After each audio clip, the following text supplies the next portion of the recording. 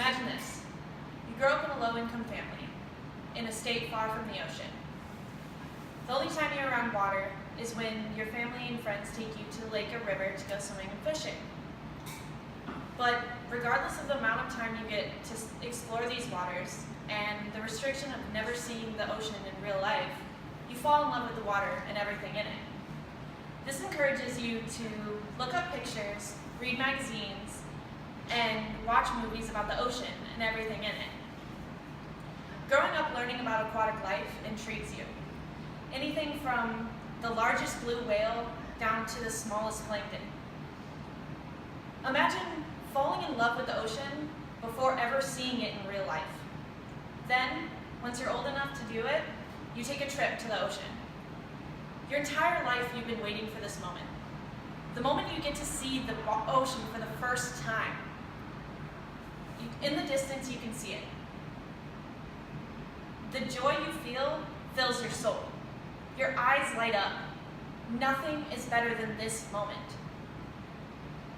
Well, as you get closer, you can smell the salt water. But there's another smell, something you can't quite pinpoint. But it doesn't matter. You finally made it to the beach. But unlike the videos and pictures that you grew up on, with the white sandy beaches and the calm blue water splashing on the shore, you see trash scattered across the water and the sand. The water is murky with a lifeless presence, and there's a stillness to the air, as if nature itself has given up. This is the most disappointing thing that can happen to a child.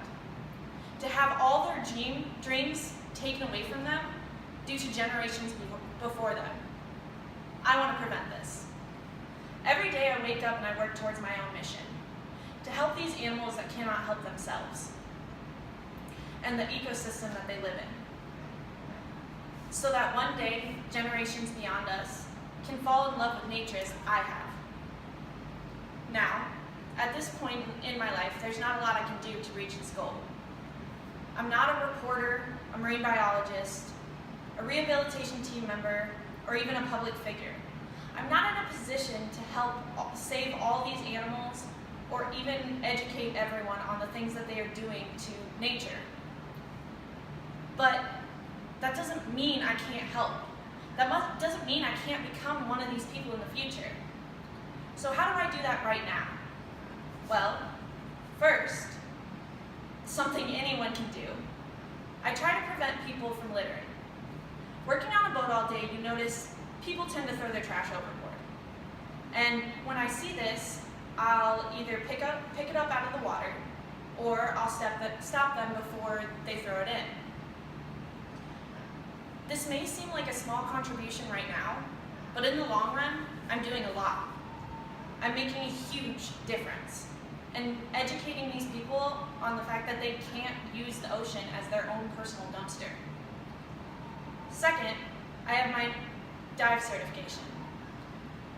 Not only does this push me closer to becoming a marine biologist, but this also allows me to be close enough to animals that may end up stuck in nets, or this gets me close enough to animals that may end up stuck in nets to cut them free, or pick up trash that is unreachable from the surface. Last, I'm going to school to get my marine biology degree. I'm doing this so that one day I can become a rehabilitation team member. You see,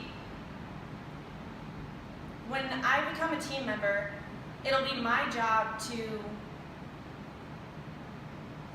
save these animals. Every day I'll be working to help these animals and to help them when they are hurt, as well as cleaning the ocean. It will be my job to save these animals. So for now, what is it that I'm doing? I'm a student going to college to get my degree. As a result, every day I work towards a future. I work towards getting my degree, and I prevent people from littering.